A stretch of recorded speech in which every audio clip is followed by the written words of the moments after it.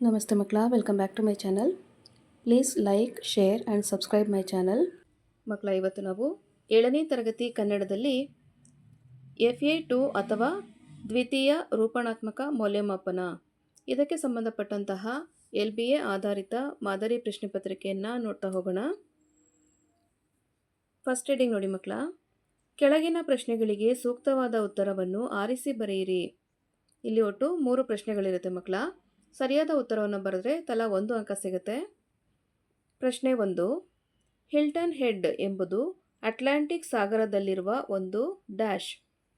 ಆಯ್ಕೆಗಳು: ಪರ್ವತ, ದ್ವೀಪ, ನದಿ ಹಾಗೂ ಕಣಿವೆ. ಪ್ರಶ್ನೆ 2, ಮೈಲಾರ ಮಹದೇವ ಅವರು ಜನಿಸಿದ ಗ್ರಾಮ ಯಾವುದು? ಆಯ್ಕೆಗಳು: ಹೊಸರಿತ್ತಿ, ಹಾವೇರಿ, ಮೋಟೆಬೆನ್ನೂರು ಹಾಗೂ ಕಲಾದಗಿ. ಪ್ರಶ್ನೆ 3, ಭಾಗ್ಯದ ಬಳೆಗಾರ ಪದ್ಯವು ಸಾಹಿತ್ಯದ ಯಾವ ಪ್ರಕಾರಕ್ಕೆ ಸೇರಿದೆ? ಆಯ್ಕೆಗಳು: ವಚನ ಸಾಹಿತ್ಯ, ಜನಪದ ಗೀತೆ, ಆಧುನಿಕ ಕವಿತೆ ಹಾಗೂ ಕಥನ ಕವನ. ನೆಕ್ಸ್ಟ್ ಹೆಡಿಂಗ್ ನೋಡಿ ಮಕ್ಕಳ, ಸೂಕ್ತ ಪದಗಳಿಂದ ಬಿಟ್ಟ ಸ್ಥಳವನ್ನು ಭರ್ತಿ ಮಾಡಿ. ಇಲ್ಲೂ ಸಹ ನಿಮಗೆ 3 ಪ್ರಶ್ನೆಗಳಿರುತ್ತೆ.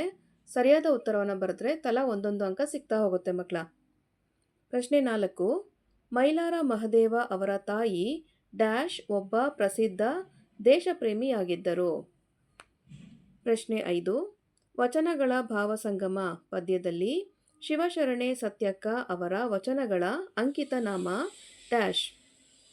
ಪ್ರಶ್ನೆ 6, ಹಿಲ್ಟನ್ ಹೆಡ್ನಲ್ಲಿ ಪರಿಸರ ಚಳುವಳಿಯ ನೆನಪಿಗಾಗಿ ರಕ್ಷಿಸಿ ಇಡಲಾದ ಐತಿಹಾಸಿಕ ಮರವನ್ನು ಡ್ಯಾಶ್ ಓಕ್ ಮರ ಎನ್ನುತ್ತಾರೆ.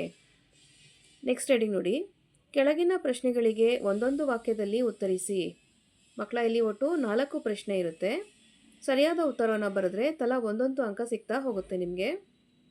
ಪ್ರಶ್ನೆ 7, ಭಾಗ್ಯದ ಬಳೆಗಾರ ಪದ್ಯದ ಪ್ರಕಾರ ಹಡೆದವನಿಗೆ ಯಾವ ಬಣ್ಣದ ಬಳೆಗಳೆಂದರೆ ಬಲು ಆಸೆ.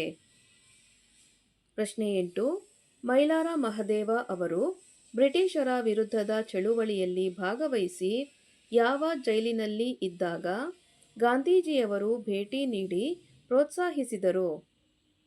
ಪ್ರಶ್ನೆ 9, ಹಿಲ್ಟನ್ ಹೆಡ್ ದ್ವೀಪಕ್ಕೆ ರಸ್ತೆಯ ಮೂಲಕ ತಲುಪಲು ಎಷ್ಟು ಲೇನುಗಳ ಭಾರೀ ಸೇತುವೆ ಇದೆ? ಪ್ರಶ್ನೆ 10, ಜೇಡರ ದಾಸಿಮಯ್ಯನವರ ವಚನಗಳ ಅಂಕಿತನಾಮ ಯಾವುದು?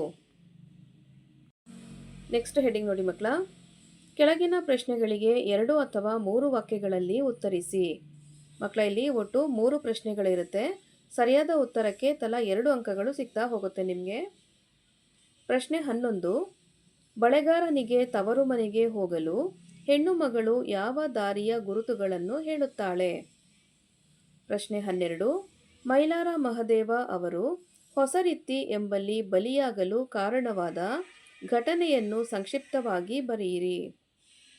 ಪ್ರಶ್ನೆ 13, ಶಿವಶರಣೆ ಸತ್ಯಕ್ಕ ಅವರ ಪ್ರಕಾರ ಯಾರಿಗೆ ನರಕದ ಶಿಕ್ಷೆ ತಪ್ಪಿದ್ದಲ್ಲ? ನೆಕ್ಸ್ಟ್ ಹೆಡಿಂಗ್ ನೋಡಿ ಮಕ್ಕಳ, ಕೊಟ್ಟಿರುವ ವಾಕ್ಯಕ್ಕೆ ಸಂದರ್ಭ ಮತ್ತು ಸ್ವಾರಸ್ಯವನ್ನು ವಿವರಿಸಿ.